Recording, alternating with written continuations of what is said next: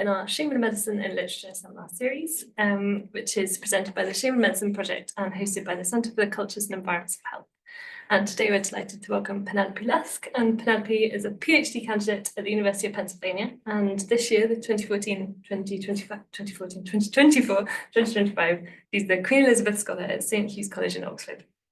In 2020-2021, she was the Fulbright Fellow at the University of Exeter, where she completed a Master's in Literature, Criticism and Theory, and she interned with the Shame in Medicine Project.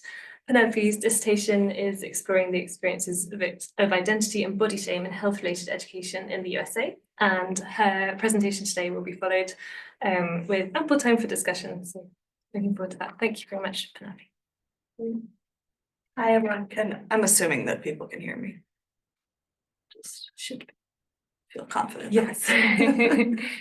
Great. All right. Hi, everyone. Thank you so much for being here today.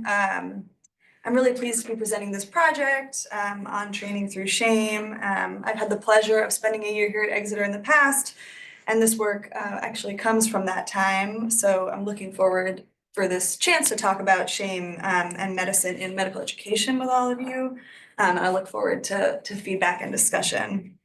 So part of this project is understanding and situating the way shame works, what shame does in medical training.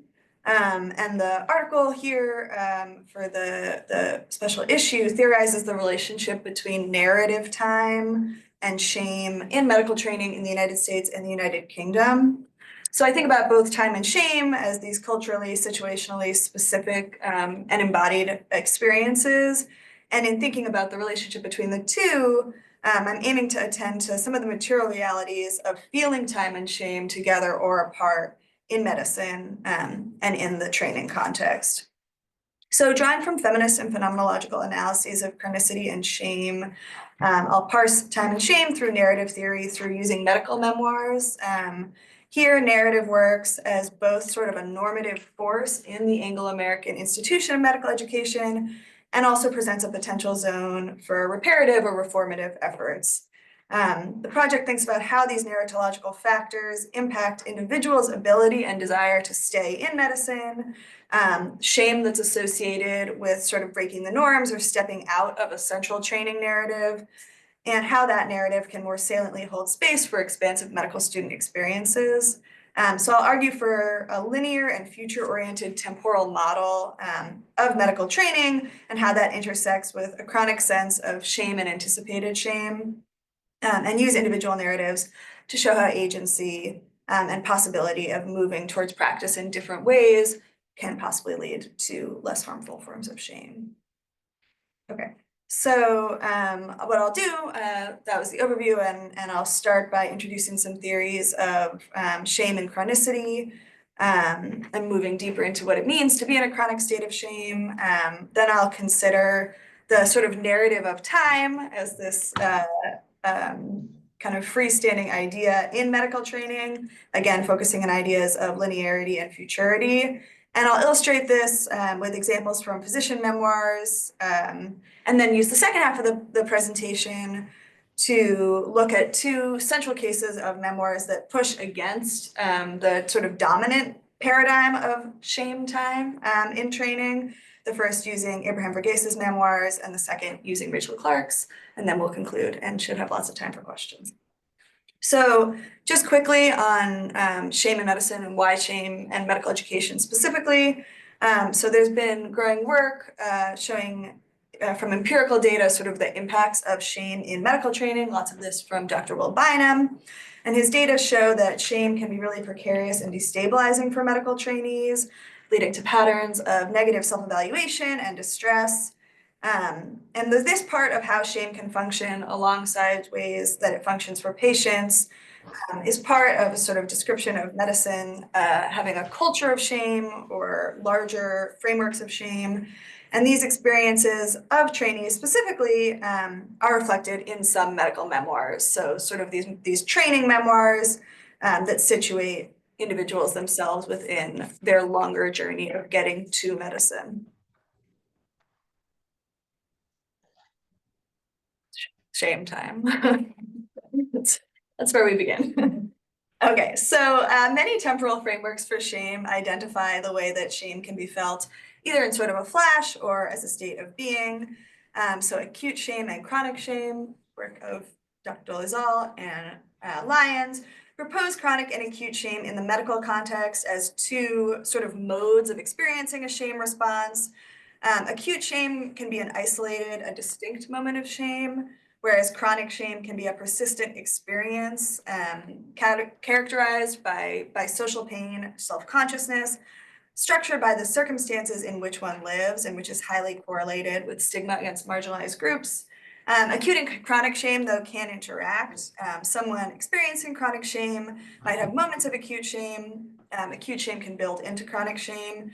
And importantly, for this project, chronicity can sort of be drawn out by anticipation. So not just the feeling of shame, but the knowledge that shame can always be in your future. So chronicity itself sort of has its own depth, its own frame of experience. Khanmalek and Rhodes write on the temporality of illness and disability, and they describe that, quote, always is the time of the chronic. So the time of the chronic, meaning always, is not in the phenomenology of illness that they describe a purely hopeless chronicity, but rather, quote, while chronic means pain in the ongoing repetitions of then and now, it always already means possibility, the possibility of us surviving, close quote. So chronicity then can sort of imply both nowness and a futurity. And in recognizing this temporal dimension, I'm interested in how shame and chronic shame can then indicate future possibility or also future impossibility. So I tie that with Bonnie Mann's descriptions of ubiquitous and unbounded shame. So ubiquitous shame is a form of shame that's tied to being in a gendered feminine body and to sort of a general experience of existing as a woman. It's characterized, though, by the promise of redemption or the promise of access to a future without shame, some sort of vision in which that ubiquity is escaped from. And the foil to that is unbounded shame, or shame that snuffs out that hope, that makes redemption impossible. So shame in that case could be felt as a total devaluing of the self that eclipses any sense of a future.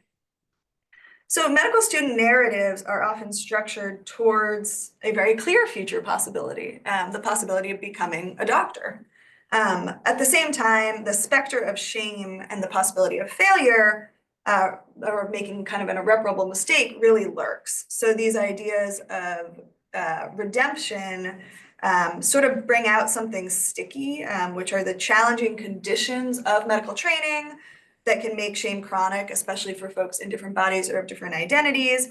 But at the same time, the way that persons in this frame learn or must learn to live through that chronicity, and then what it means to hope for a promise of redemption, or as we'll see in some of the cases, to actually come to seek other options.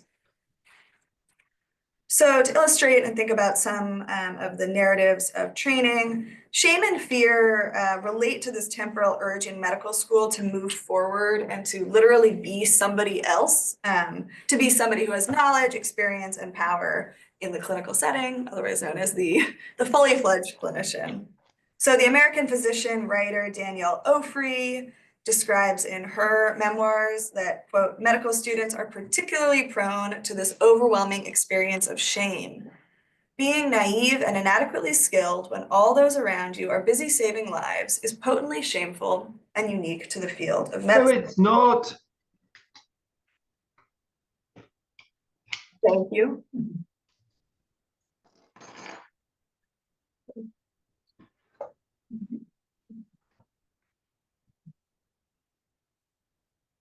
Excited to hear more. Great. So Ofri talks about her experience of being a new clinical student experiencing life in the hospital. And she says, everybody had an indispensable role except me. What could I possibly offer? And I wished someone would just banish me from civilization this very moment and spare me the humiliation of being so utterly useless. So I read her reflections as highlighting her position in this linear trajectory of moving through training. She expresses this desire to escape the position in which she currently is, reflecting a drive towards a future, a better future in which she is participating or helping in a more profound way. And for escaping these conditions that shape this sort of chronic experience of fearing, ignorance, disempowerment, and more. These ideas of uselessness and failure are hallmarks of the medical student shame that Ofri characterizes as being unique to the practice of medicine, but they're very much framed as well by the promise of redemption that hovers alongside this sort of knowledge that she can make it through that others have. Okay, so that's sort of the way that shame is in some experiences framed in medical training, and now I'll put that into this kind of narrative arc. So when I think about training time, it can be its own independent narrative, which both acts on and in relation to the narratives of individual trainees. So Ricoeur describes temporality as the structure of existence that reaches language and narrativity. And narrativity itself is the language structure that has temporality as its ultimate referent. So this sort of way in which time is both described and lived. And to understand the shame phenomenon in medical training, I think about these two models of temporality. One is the linear timeline of medical training, and that's very much mediated by the future-oriented model of progressing through training. And these experiences of time can be undergirded by a chronic or punctuated by acute moments of shame. So for medical students, the potential inelasticity of a linear temporality is intertwined with the consequences of failure and the challenges inherent to learning. So not always, but often if a student fails an exam or a clinical milestone, they may face major consequences of sort of staying back, literally made unable to move forward in time. That sense of futurity can sputter or change. And these sorts of explicit failures do create a system in which deviation from the temporal norm, literally from the steps that it takes to get from one place to another, have the potential to themselves be sort of a shameful failure. This sort of timeline of training exists independently of sort of the individual experiences of students or the unique needs. And for some students, they may be stymied in their capacity to find workarounds. But of course, at the same time, failure can be very much just a part of learning, and shame can be a part of learning too. So while that shame and that sort of relationship between shame and learning may be sort of an inevitable part of the idea of training, the conditions that structure the system's sensitivity to shame and sort of tolerance of imperfection or deviance from the timeline are not fixed. And as we'll see, many trainees do find and wield agency and take actions that can impact not only their own personal experiences, but sometimes the broader conditions themselves. So thinking again through this, more specifically, this linear narrative time, we have two more sort of stories from medical memoirs. So Paul Kalanithi is a American, or was an American neurosurgeon who wrote a memoir describing how his journey from medical student to professor of neurosurgery was almost complete following 10 years of relentless training. So this journey of becoming a physician can be really quite teleological for good reason. And categorically, medical training, especially in the States, but also in the UK, involves truly just an immense investment of time. The 10 years of training in the States is really not atypical, although neurosurgery is sort of a special case, but it reflects sort of the importance of time spent, of time passed on this journey to becoming a physician. And the experience of recognizing that as a linear time is reflected in the mapping of milestones and markers of achievement that go for years ahead. So Danielle Ofri, once again, describes her sort of beginning of training. So in the States, July 1st is the day on which medical students and residents are boosted up. You make it to the next year. And residency training, which is the equivalent of junior doctor work in the UK, always begins on July 1st. So Ofri writes that July 1st is the ominous day of leaving the civilian world behind, the civilian academic world of high school and college. July was now the granite milepost, both threshold and denouement, climax and frontier. July was the yardstick and the chronometer of medicine. So I think that in a nice way sort of sums up this idea that medicine really is acting on its own time. She goes as far as to say that she's left civilian time to sort of enter this temporal journey of training and to be part of this really relatively defined and standardized system, which then shapes the experience of time itself. At the same time, this narrative orients students towards the future. Perry Klass is another American physician writer who thinks about this sort of drive forward in her memoir. She writes, "The general pressure in medical school is to push yourself ahead into professionalism. You want to leave behind that green, terrified medical student who stood awkwardly on the edge of the action, terrified of revealing limitless ignorance, terrified of killing a patient. You want to identify with the people ahead of you, the ones who know what they're doing." So like some of the other stories that we've seen, there's this sort of emotional component, but at the same time, this very clear desire to get ahead, to be somewhere else, to keep moving forward. And this desire to fly forward reflects what I describe as this future orientation.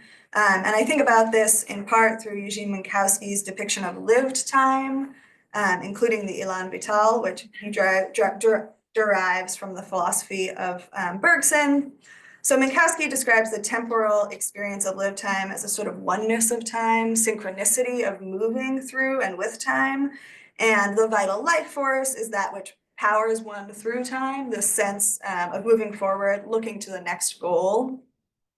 And these can be very beautiful things and help to illustrate this sort of relationship between the linearity, the idea that we're trying to keep moving forward, moving with time, and yet at the same time, the sort of desire to be ahead of time, to look towards this future orientation in which the teleology and the desire of medicine are both powered.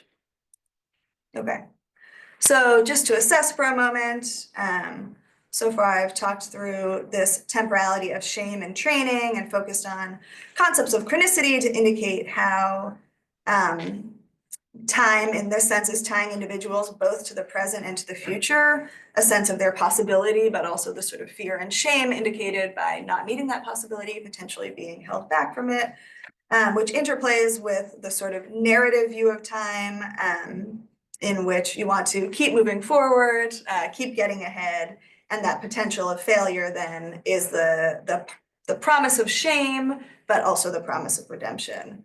Not only can shame be understood temporally, it also experiences one's, or it influences one's experience of time itself. So Eve Sedgwick describes shame as a disruptive moment, one that sort of recirculates experience and even identity. Carlson describes it as a state of objectified nowness cut off from the ordinary temporal flow of living.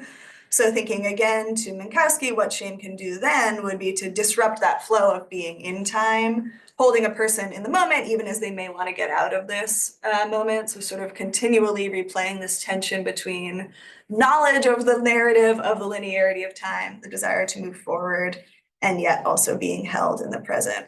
So as time is sort of co-constructed with embodiment with the experience of being a medical learner, this tight narrative holds the possibility for shame everywhere, because to step outside represents a departure from the norm. But in the second half, when we look at some other cases, I'll demonstrate how the specific conditions of any one person's experience naturally sort of warps that timeline or their ability to keep to it. In other words, the narrative is not what it seems. The timeline, in fact, is much more spacious and experiences of shame quite diverse. Okay. So in his memoirs, the physician novelist Abraham Verghese reflects on the nuances of shaming practice in medicine and his sort of positioning within this overarching narrative of training. Verghese was born in Ethiopia to Indian parents. He completed his medical training in India before coming to the US for residency. And those conditions of his life changed the narrative of his training to something that's sort of identified as a sub-story within the overarching linear progression of American medicine. And this is really made clear in his memoirs when he begins work at his hospital in the United States. So coming to the United States to be sort of his junior doctor for his practical training. And a fellow resident who also completed medical school outside the United States explained the following. We foreign medical graduates are an embarrassment to the society, a problem.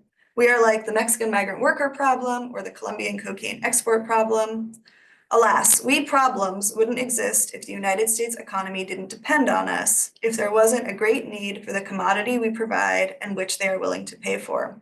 They create the problem, but that doesn't mean they have to like us or treat us fairly.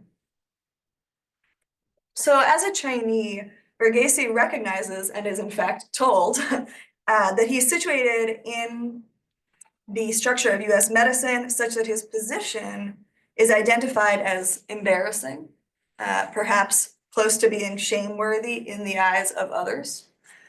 Recognizing these shaming forces in the dominant perception of immigrant workers in the US at large, beyond just for medical workers, highlights the way that in this conversation, it's the US perspective that is the problem. And Verghese's work is, as identified, crucial to the system. He's being, in a sense, exploited by that system, which imports his labor to power, as he explains in the memoir, otherwise understaffed hospitals. International medical graduates are placed at hospitals where individuals who did their medical training in the States don't want to work. So he's both separated from this shared sort of teleology of American medicine at large, and yet also making it possible. So negotiating these conditions and the possibilities for the future reflects, again, this tension between redemption, non-redemption, and the sort of living through chronicity as a possibility or impossibility. And in stories like Verghese's, the agency of not just individuals, but also of communities really highlights the inherent flexibility to the time shame narrative in medical training. And this idea that redemption in a flawed society, such as a society that views you already as a problem, means something very different. So this reflects Mann's initial framing of redemption, which held that a feminine hope for redemption in a sort of sexist society would mean essentially behaving as that society wants you to. And yet at the same time trying to fend off the specter of an unbounded shame. So unbounded shame does not appear here, but neither does a sort of explicit hope for a sense of redemption. Verghese, in fact, has his own chronometer, his own timeline to attend to. So he describes how he studied the Indian doctors. They represented a later stage in the life cycle of a foreign medical graduate. So the idea of a consistent future orientation, a linear narrative, is maintained here, but it's marked by different conditions. He's marking himself along sort of a different ruler, one in which he recognizes how his position splits the dominant narrative of training. His existence is both undermining and undergirding the system, and yet he very much has later stages, future stages to look forward to. Okay. So looking to a different set of circumstances, Rachel Clark took on medicine as her second career. And what that meant was that in her case, she was the first medical student in my medical school to have a baby, the first house officer in my trust to be a parent, and the first to ask permission to work part-time. Perpetually torn between my children, my husband, and my patients, medicine felt less like a vocation than a folly. So for Clark, coming to medicine as a second career, following time as a journalist, and she's a British physician. She recognizes that in becoming a parent, she's actually actively altering her participation in the scripted narrative of medical training by going to part-time. Her ability to manage her own time, literally, and to alter her training schedule is not a decision that she takes lightly, nor one in the story that seems to have many other alternatives. She contextualizes her personal decision within a broader framework, which are the cultural and social barriers for working parents. And like Verghese, this understanding of the broader context in which she lives and the way that time and shame are being altered by those conditions really seems to influence the affective elements of her experience and the way that she narrates her time in training. So shame and pride circulate in her decisions and the way that she acts to balance and maintain a life outside of the hospital as a physician in training. Her memoir is in context of the NHS junior doctor strike of 2015, and she really frames her own training experience within this sort of larger experience of being a junior doctor in the NHS. She writes about one narrative means that was used to demean junior doctors at the time, which was that the influx of women doctors in the past generation was making the NHS financially unsustainable because they were, quote, lured by our ovaries towards part-time working. She's, I'm sure, being a little bit funny, but that is how she narrates sort of this experience of being a woman in the NHS at the time. But for her, in the context of her own narration of her training, this sort of shaming practice in the NHS really doesn't lead to an experience of shame, chronic or otherwise, but rather to an experience closer to defiance or pride, even in her ability to reshape the conditions under which she works, and anger, certainly. And for Clark, then this choice to reshape the chronology of training is not simply a shameful or a shame responsive experience, but it becomes not only the best, but the only option to align not only her values, but her sort of life at large in the face of the structural limitations for working parents. At the same time, this kind of conflux of shame, pride, and structural barriers come together to lead Clark to choose to stop her practice of medicine in the NHS. She describes an experience one day at the end of her shift of avoiding a conversation with a lonely patient who she's been working with because she has to rush back to her children. The babysitter is already several hours past time. And she describes leaving the hospital, quote, dragging my heels with shame, end quote. So this is really a more acute moment of shame, but one that reflects the more chronic conditions visible throughout training narratives, that you're constantly at the brink of failing, failing in her responsibility to her patients, failing by choosing something other than medicine in that moment. And as a result, she ends up having to disrupt these demands by diverting her desire from the sort of future orientation of training towards practice of medicine to this sort of other future to which she is also very tied.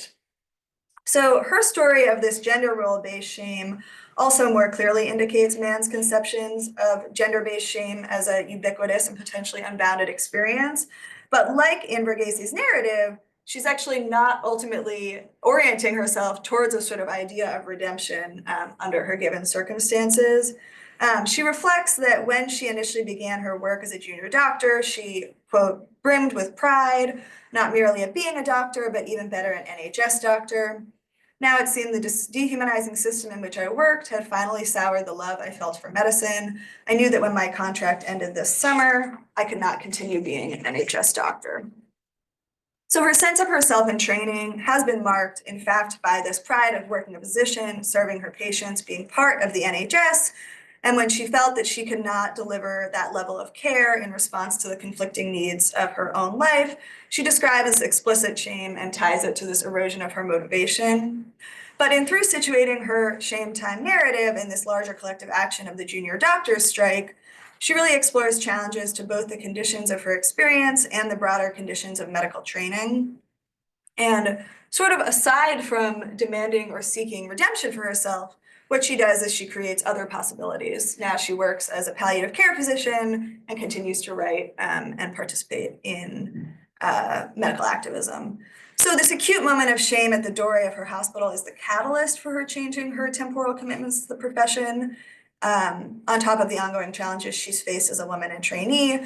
But what her experience really highlights is that the linear narrative of medical training and its sort of tight hold on the shame time dynamic is far from fixed, and that thinking about or disrupting this narrative can be a turn to both shake the normative structures of medical training, and in some cases, for individuals or groups to change the conditions in which they're working. So medicine in the US and the UK is facing a quandary of physician burnout, patient suffering, overstretched healthcare systems, yet many, if not all, trainees and physicians want nothing more than to be the future of medicine, and to have that be a better future for patients and themselves. Sensitivity to shame and time as they function together and apart, I think, helps to illustrate the conditions under which physicians are living and working, and the ways that they are hopefully will be able to flourish and care for their patients. Within acute and chronic shame structures, there are life events or affective experiences that are not merely interruptive, but are redirective, and which can alter one person's journey through this shared narrative of training. And these experiences really help to illustrate how standardized or normative training narratives creates barriers, but also opportunities.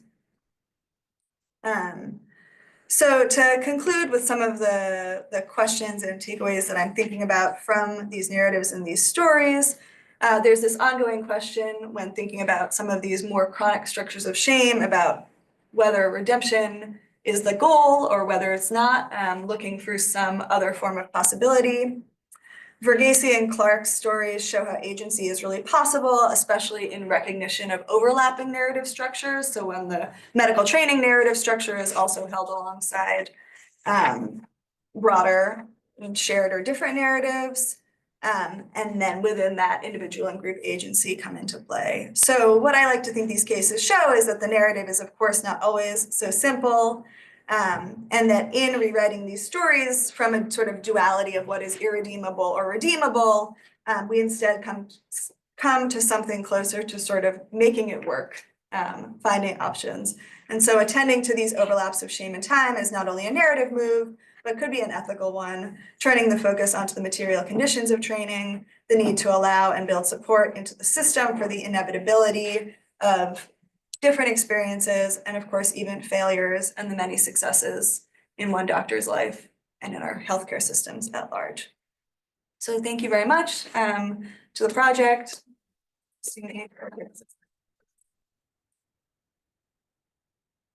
Thanks so much, Penelope. That was brilliant. I wondered if anyone watching online, it'd be great if you could put your questions in the chat box. Actually, we might have already had some, but perhaps if anyone in the room had a quick question, well, more questions are being populated in the chat box.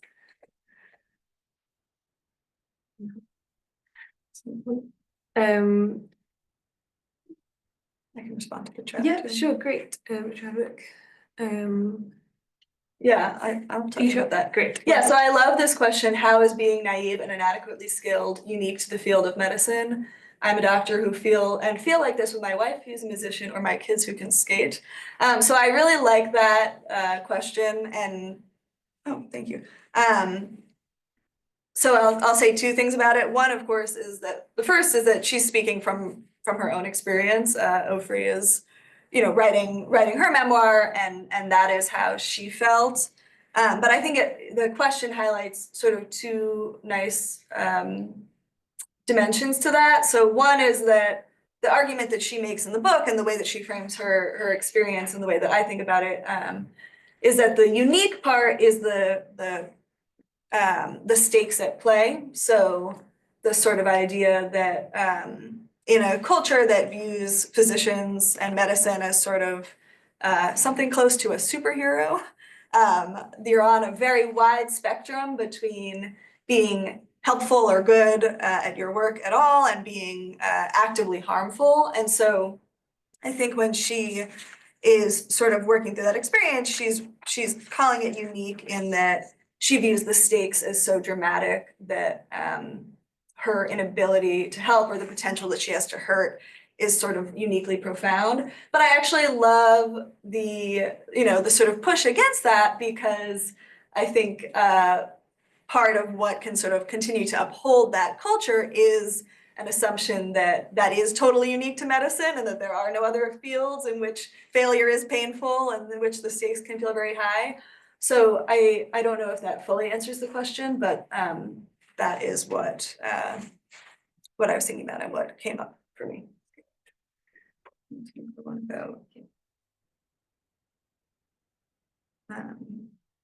Okay, great. I can talk about this as well. Yeah, great. So aren't medical trainees a part of a wider society that is highly individualistic, more prone to invoke our individual shame and trauma than the far greater shame and trauma that affects our patients, our neurodiversity, our burnout, etc.?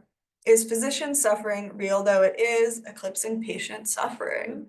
That's a big question, and I think is a really important discussion, an important part of this discussion.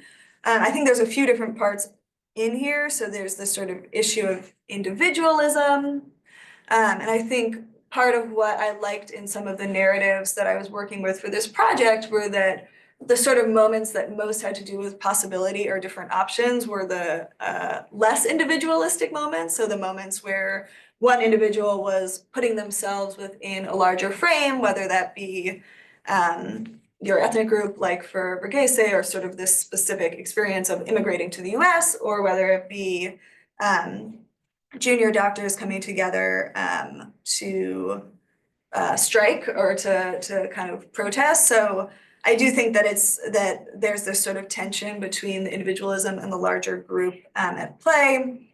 And as to whether or not physician suffering is eclipsing patient suffering, I don't know that I can say exactly, but I do think that they, or my belief at least, is that they are intertwined, in that a culture or a system that puts physicians sort of and students in a position of so much fear and shame is one that is likely to sort of bleed over and seep into the experience of patients. So I like to think that these two parts kind of go together. And I think that even more so than in the training narrative, that can be clear when thinking about stigmatization of physicians for example, especially disability or for chronic illness. Physicians themselves are often being stigmatized within the profession for the very experiences that their patients are also being stigmatized for. So I see these as really having interplay, but certainly wouldn't want to imply that, the sort of that the end goal isn't to support patients.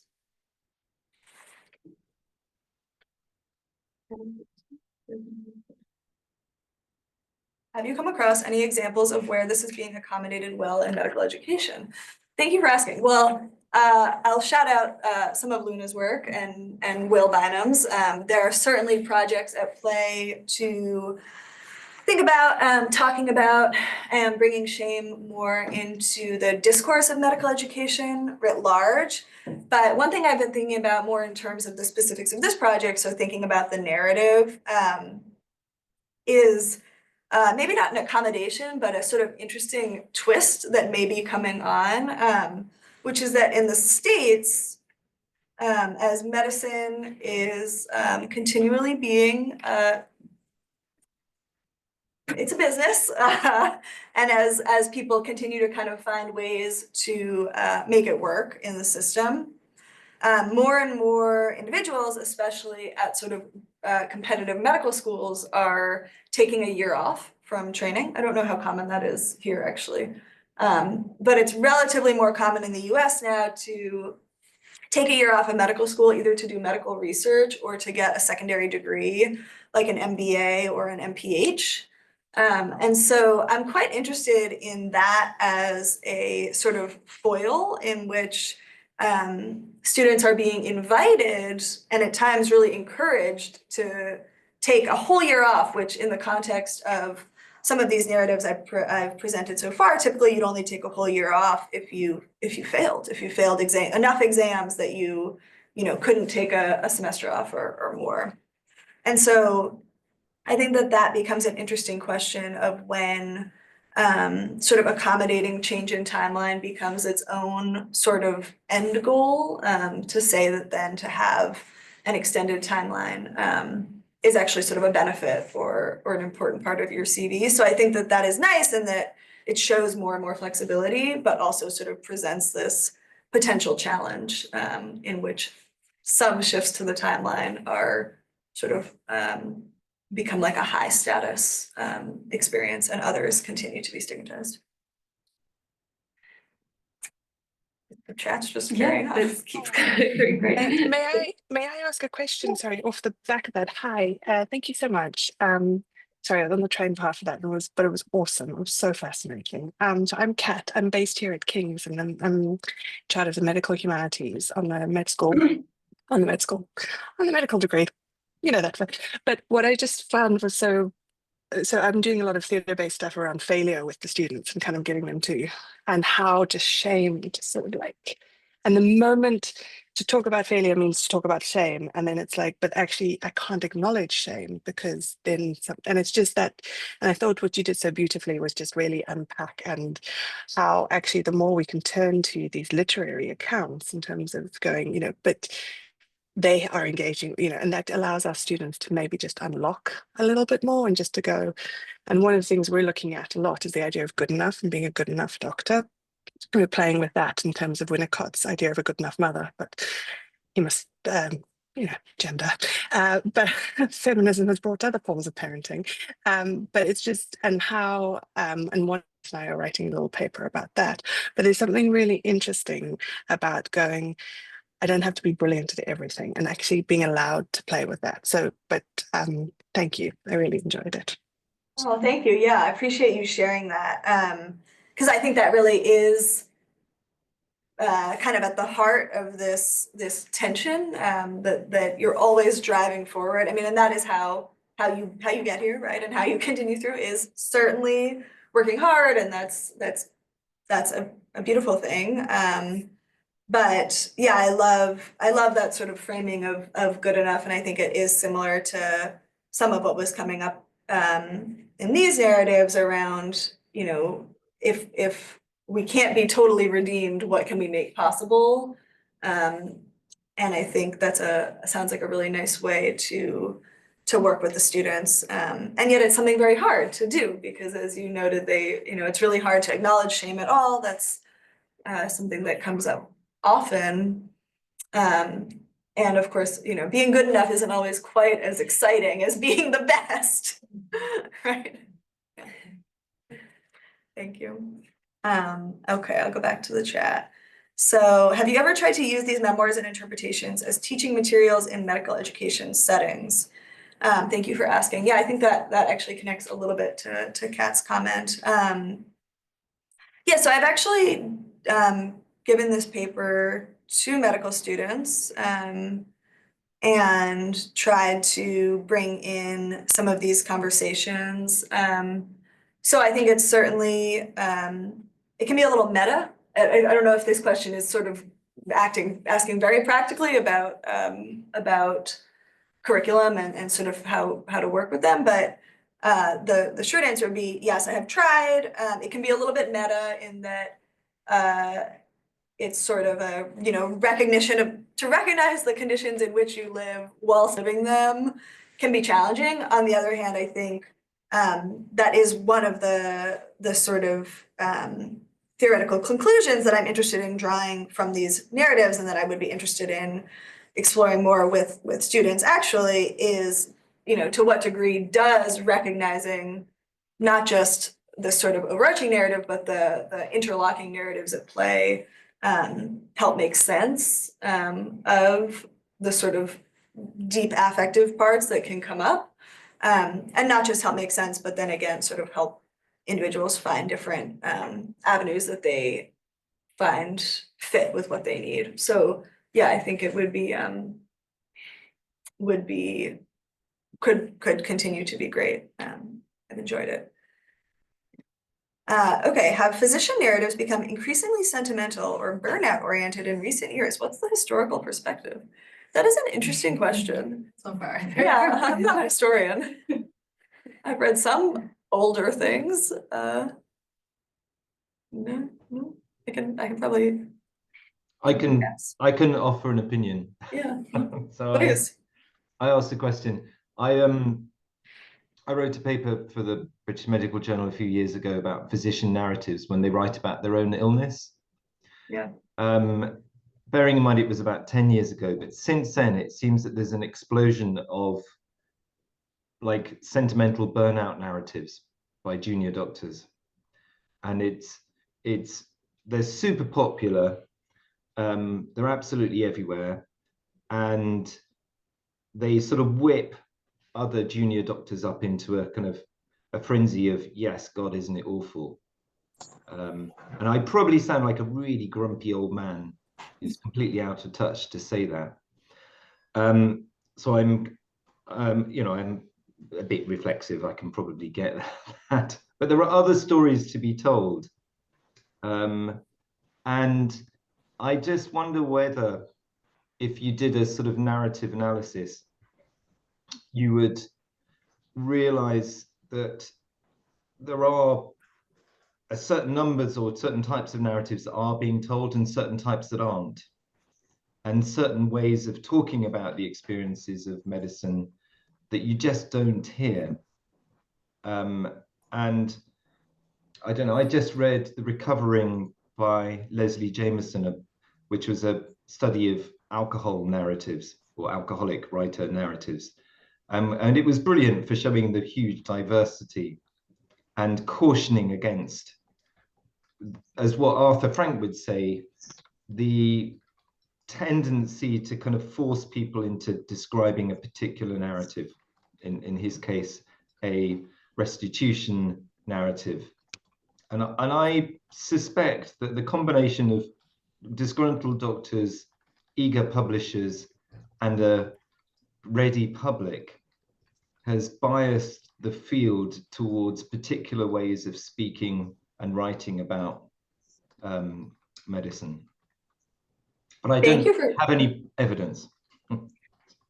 Yeah, I don't have the numbers to say. I think the other physician narratives I read were somewhat medieval, which I think is probably a little too far back to draw sort of a neat line. They were certainly less burnout was not being discussed so much then, but I really appreciate the comment, and I think, in a sense, it's totally in alignment with the sort of thrust of this project. Although perhaps some of these stories are more focused on sort of the hardship of being a trainee. But I think the sort of shared idea that to tell the story in only one way does a disservice, not just to the individuals, but to the field at large, is really sort of what I am interested in doing with this project. And as well, I think it ties nicely with some of these other ideas of what does it mean to be good enough? What does it mean to reject? You bring up the restitution narrative, to sort of move away from some of those conceptions, some of those narrative structures that can be really driving. I will say that for the most part, when I have worked with medical students and thought about some of these stories, most of the students are not saying, oh, this is all so hard and I'm having such a hard time. But when they hear some of these narratives, or they experience a little, they do sometimes sort of say, oh, this one thing happened to me, or, well, I did see this thing that made me really uncomfortable. So I like to think that that by sort of, as you very well pointed to, bringing these different perspectives together, it tends to give individuals sort of the greatest amount of language they have to work through their different experiences. I think there's anything that's sort of missing in the Mhm. memoirs. Like, I was wondering, Yeah. thinking a lot about like shame and how that can be, how we can potentially read into what's not said. And I wondered if there was anything that you thought from your experiences with medical students and then reading the memoirs, if there was anything that you thought wasn't being included.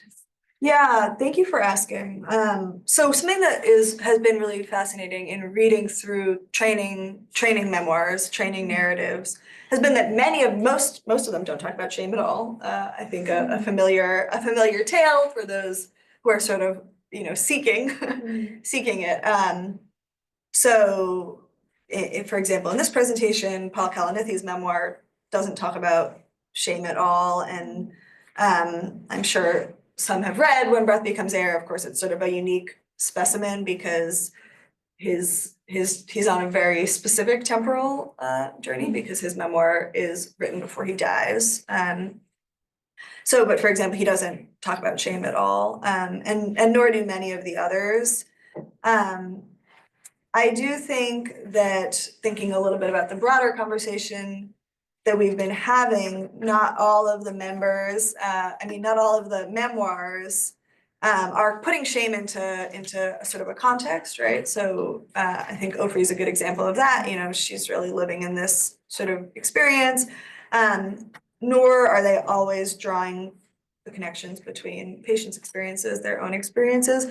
But I do think, and in one of the other parts of this project, we've talked a lot about the anticipation of shame and sort of shame as a present absence. So I think that is certainly sort of at play. And in thinking through sort of the meaning and the experience of chronicity, I think that sort of like loomingness, so to speak, is often unnamed and yet can be very sort of palpable, because with every exam, for example, you sort of could be facing this thing, and yet for many trainees, it never happens, right? They ace every test, and so you really may never get there. But I think that would be sort of the sort of absence. Thank you.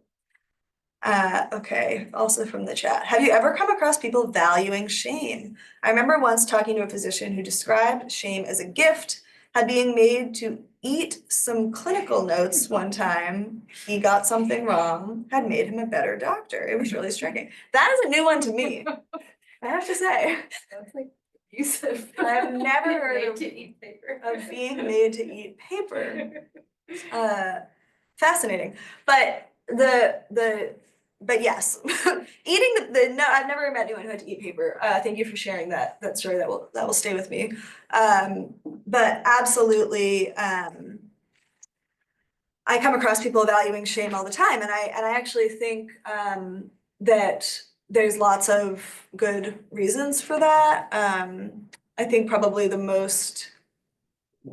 sort of most common, although it's its own sort of restitution or redemption narrative, valuing shame is that there are students, especially, who really do make mistakes with patients, most often interpersonal, I would say, although can look like many different things. But I have friends even who have, said something to a patient that they realized they should never have said and felt absolutely awful about it. And either they view that as, their own eating of the paper, like, they had to, the shame was their penance to sort of come out the other side, or they see that as a really important learning experience. So something that I do think is interesting in terms of this kind of question is that often the issue is not always whether or not individuals themselves or the culture is valuing shame, but in a sense, really what is shameful, and what in a given clinic or a given medical school is determined to be shameful, and whether the individual aligns with that or not. So when I see people who value shame, or when I think about stories where shame is valued, but it's not completely destructive, it often seems to be a moment in which something that generally was thought to be shameful, that this person also thought was shameful, happened, and they also had avenues to work through it. So yeah, again, I don't know about the eating of the notes, but certainly there are people who are holding these experiences dear, and that is definitely complicated in context. Yes. Yeah, should I take this last chat? Last chat. Okay. Yeah. So, oh yeah, please chat. Yeah, no, thank you so much, Penelope. That's really interesting. So yeah, no, this was a friend, and I like the reason why I put this, why I talked about this anecdote is because it contrasts so strongly to another anecdote he told me, which was like, oh, one time I was told like, oh, you'll never be a pediatrician because your last name is Khan, and that aligns much more clearly with this notion of anticipated shame and chronic shame and kind of race-based shame, and of course, like with an overcoming or redemption narrative where the shame is overcome. It's really different from this thing of like, oh, I value shame because I learned so much from eating these notes. So I just thought the two instances were really And since we have you, can we just clarify where did your friend eat the notes by choice, or was that a forceful? He was made to eat the notes. Yeah. Well, yeah, right. But in some way that spoke to some sense of I deserve to be punished, and this is I see. Yeah, absolutely. Right. Whereas in the other instance, the person knew this is ridiculous. I shouldn't be being called. Yeah. With this. Yeah. Okay. Thank you. I appreciate that. Thank you for sharing. Okay. So really quickly, last note. Do they write about how their experience of shame helps them understand why patients experience shame, and how their behavior is shaming how not to shame patients. Yeah, so I don't do much with that interactive part in this particular paper, but some of the memoirs are very much about patient relationships, especially as a student.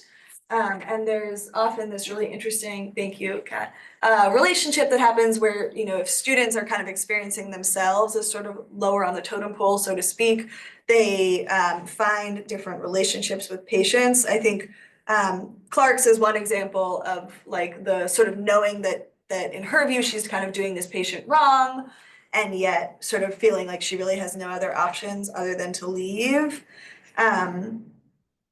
But does that help her or one of these different writers understand why patients experience shame and how their behavior is shaming and or harmful? So I think that in a large sense, it very much can, that to have a sort of a shared understanding of how shame works in medicine and what makes things stigmatized or not stigmatized can sort of go between, but in these narratives, that's really not, or in the parts that I've drawn for it, it's really not a focus. So I think that'd be a really interesting question or a nice way to direct future research and work. Thank you. Thank you so much, Penelope. That was brilliant. I really enjoyed that. And thanks so much to everyone for coming. We have the final seminar, I think it's on the 4th of June. So it'd be great to see them. So thanks again. Thank you, everybody.